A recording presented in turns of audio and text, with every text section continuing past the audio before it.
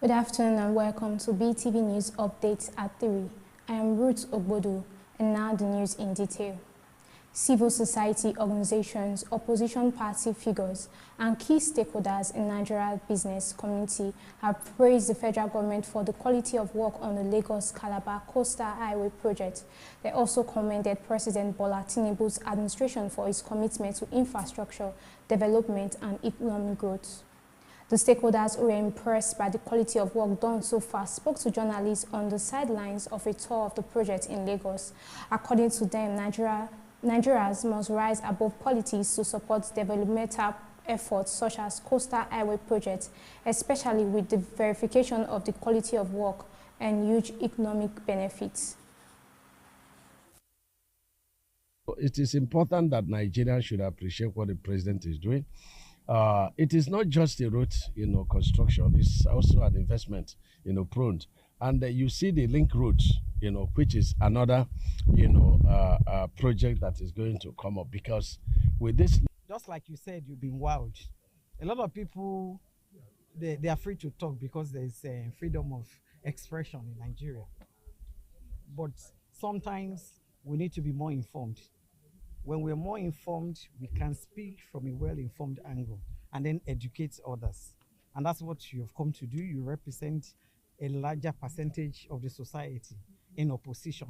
And by this visit, you can speak for us. The work itself is speaking for itself.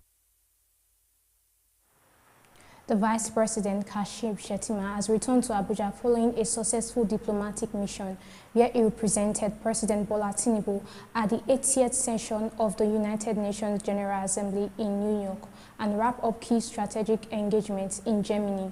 During the week-long international engagement, the Vice President delivered President Tinubu's national statement calling for comprehensive UN reforms, championed Africa's sovereignty over a $700 billion mineral resources, and strengthened strategic partnership with the United Kingdom Gates Foundation and other international stakeholders. And shortly after the UNGA, Vice President Shettima met with the UN Secretary General Antonio Guterres, where he secured commendation for Nigeria's bid for a permanent Security Council seat. In another engagement, the Vice President showcased the country's $200 billion energy transition opportunity to global investors. The Vice President also assured Nigerians in the diaspora community of robust engagement in President Tinubu's administration policies and programs before his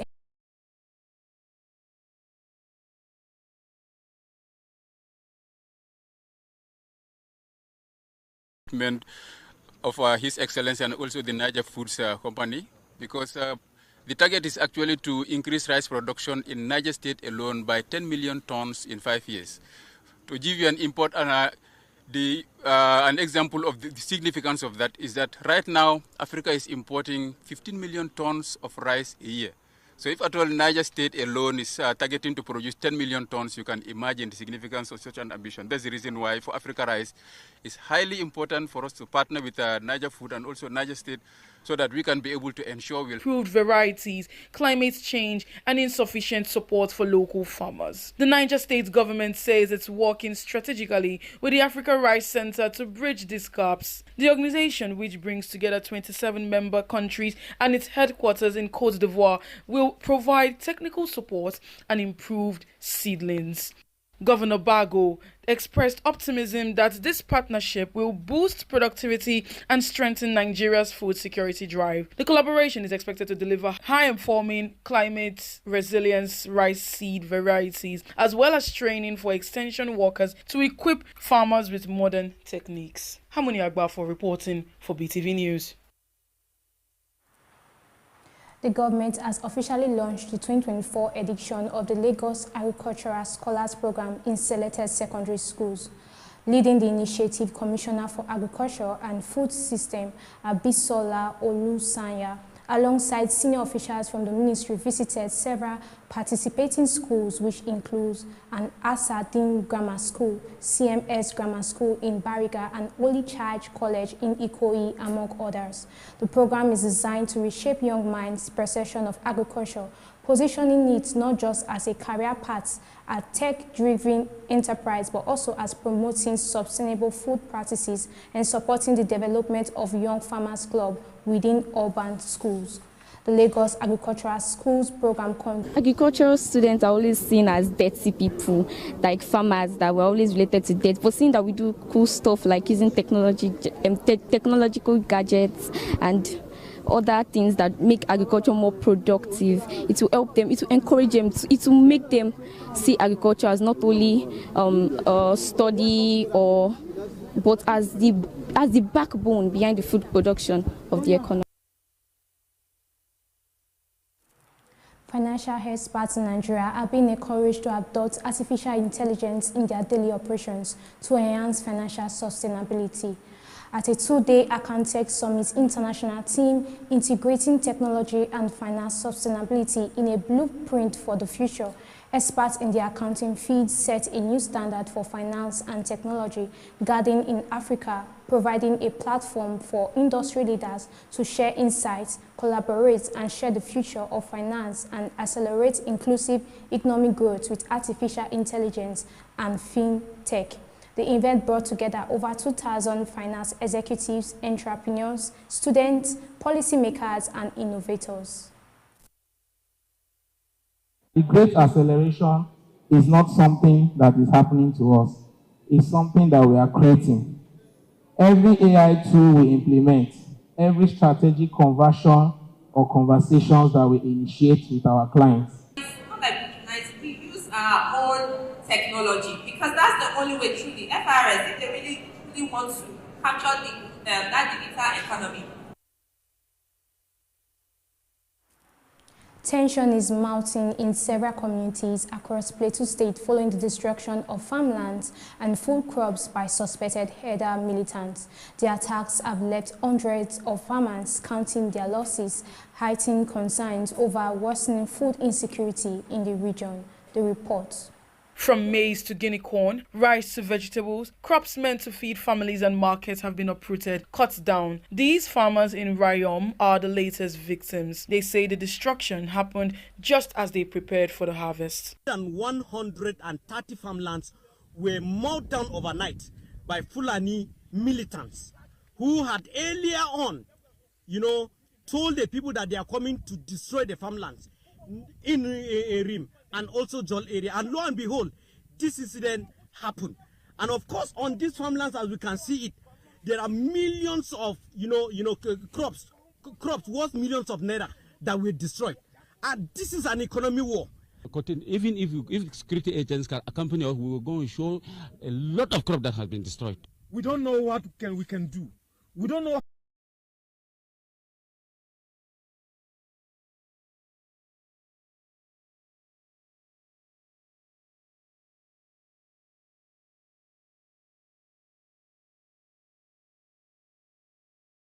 Made during the launch of the Niger Delta Basin Water Sanitation Corps in Port Harcourt.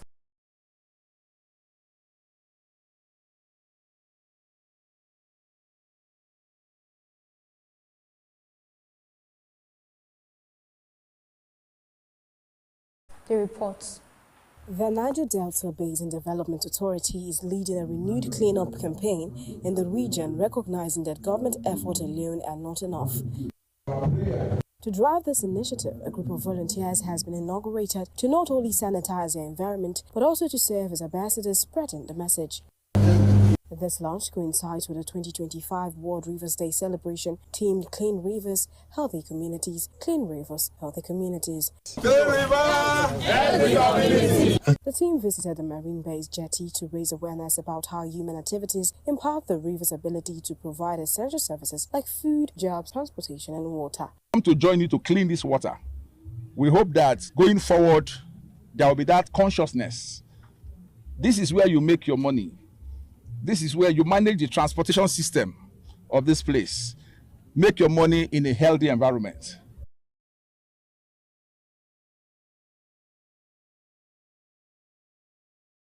So that we can enhance blue economy. The Niger Delta Basin Development Authority also announced plans to inaugurate a similar volunteer car in Bayelsa and Delta States. Sohe Osemeki reporting for BeeTv News. The Association of Professional Women Engineers of Nigeria is inspiring the next generation of innovators by promoting play-based learning. The association has unveiled 4 steps and initiative designed to simplify science subjects for young girls and encourage them to pursue careers in engineering and technology.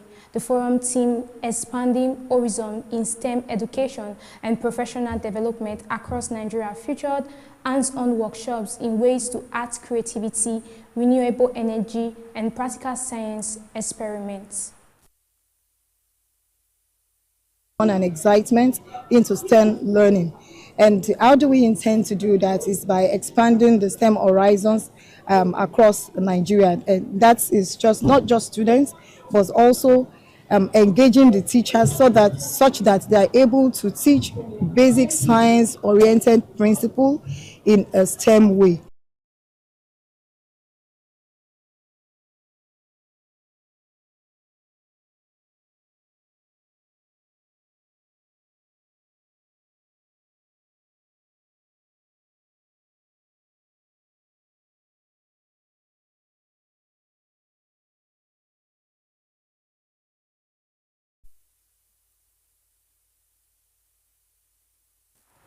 We'll go on a short break. Do stay with us.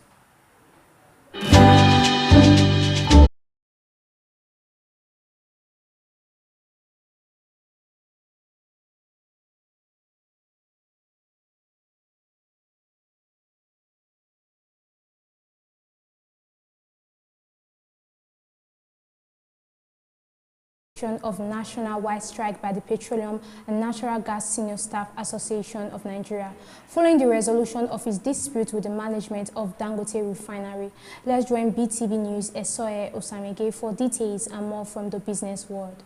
The Minister of Labour and Employment, Dr. Mohamed Magari Dangyandi, confirmed that the decision was reached after negotiations involving government officials, gas leaders, and Dangote Industries Limited. The resolution ends a standoff that had disrupted operations at the $20 billion Dangote Refinery and its fertilizer plant. Under the agreement, staff who were previously disengaged will be redeployed without loss of pay. The federal government described the development as a relief for the oil and gas sector, given the refinery's strategic role in Nigerians' energy security. The Nigerian-Morocco gas pipeline project has taken a major step forward with the official establishment of a project company to oversee its financing and implementation. The $25 billion project, covering nearly 6,000 kilometers across West Africa, will transport between 15 and 30 billion cubic meters of gas annually. It is expected to supply certain workers. What we're saying is that we might have to take extraordinary steps, especially the longer this goes on. There is little sign that either side is willing to compromise, and a vote to end the shutdown failed just hours after it began. The Senate has since adjourned, raising fears that the shutdown could drag on and threaten hundreds of thousands of jobs, as well as risk costing the U.S. economy billions in lost output. At a White House briefing on Wednesday afternoon, Vice President J.D. Vance made a rare appearance alongside Press Secretary Caroline Leavitt and accused the Democrat of playing political games. Leavitt meanwhile said mass job cuts would happen within 2 days, saying that sometimes people have to do things that they do not want to do. It was the latest dig in what has been a bitter blame game between both parties, with the top Senate Democrat Chuck Schumer earlier accusing Republicans of trying to bully Democrats into accepting their funding plan. Democrats want to secure guarantees on healthcare funding before they agree to a spending deal, while Republicans want to Iwu Eke, probably known as Chris Clan, has publicly expressed frustration after alleging that a friend misused funds entrusted him for visa processing, and also Black Bonnet shares personal time spent with father. Let's join BeeTv News at Temitope Oluwafemi for details and more from Entertainment News. According to Crazy Clown, the friend had requested that several million naira be transferred to his account in order to strengthen his bank statement for a visa application. The money was intended to remain untouched and be returned after serving its purpose. However, When Crazy Clown requested a refund after a month, the individual reportedly confessed to using the funds for gambling. The friend allegedly attempted to multiply the money through betting activities, but ended up losing the entire amount. The comedian disclosed the incident via a post on the social media platform X, where he expressed disbelief and disappointment over the betrayal. The situation has sparked widespread reactions online, with many users condemning the friend's irresponsibility and highlighting the risk of